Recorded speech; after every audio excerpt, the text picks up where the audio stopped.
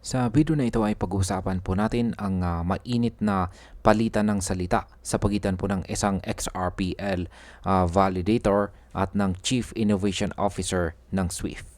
Si Vet na isang validator sa XRP Ledger ay diretsong sumagot matapos maliitin ni Tom Zack ang XRP at Ripple.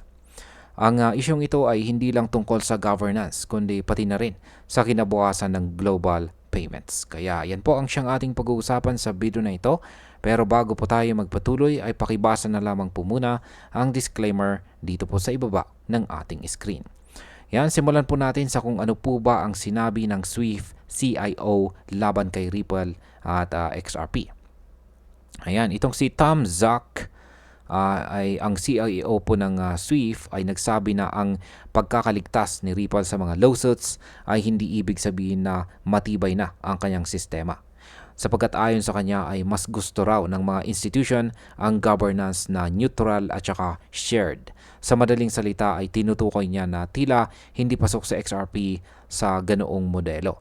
Kaya sa market impact, ang ganitong pahayag mula po sa opisyal ng SWIFT ay maaaring magdulot ng negatibong pananaw sa ilang mga investors.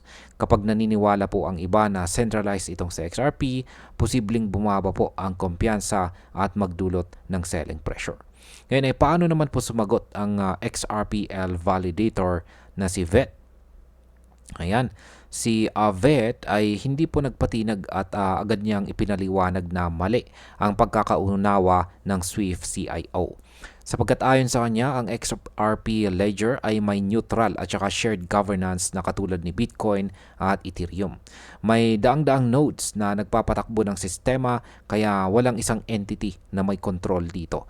Kaya sa market impact, ang malinaw po na paliwanag ni Vet ay nagbibigay ng kumpiyansa sa community ng XRP. Kapag mas naipapaliwanag na decentralized talaga itong sa XRP, mas tataas po ang tiwala ng mga institution at investors na hindi po sila masasakal sa isang kumpanya lamang. Ngayon ay totoo bang centralized itong sa XRP? Ayan, matagal na pong issue sa community ang tanong na ito. Marami po ang nag-aakusa na si Ripple ang may hawak ng lahat ng control. Ngunit ayon po mismo kay Ginoong David Schwartz na CTO ng Ripple ay mas decentralized pa nga itong XRP Ledger kaysa sa proof of work systems gaya ni Bitcoin. Ayan, ang governance model po nito ay hindi nakadepende sa isang corporate balance sheet.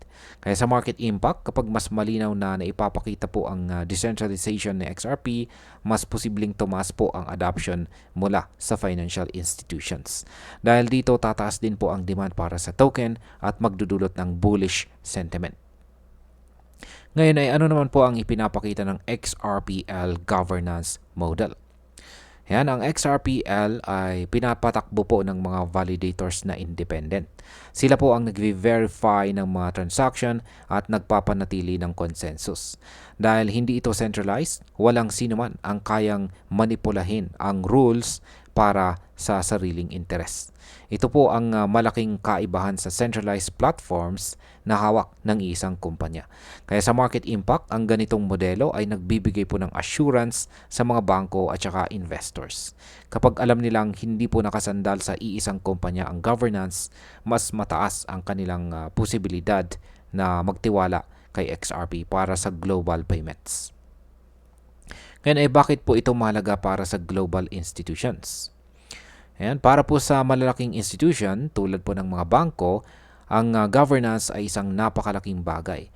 Hindi po sila maglalagay ng bilyong-bilyong dolyar sa isang sistema kung may panganib o risk na makontrol ito ng isang kumpanya. Ang paliwanag po ni Vet ay mahalaga dahil ipinapakita nitong ligtas at patas ang XRPL governance.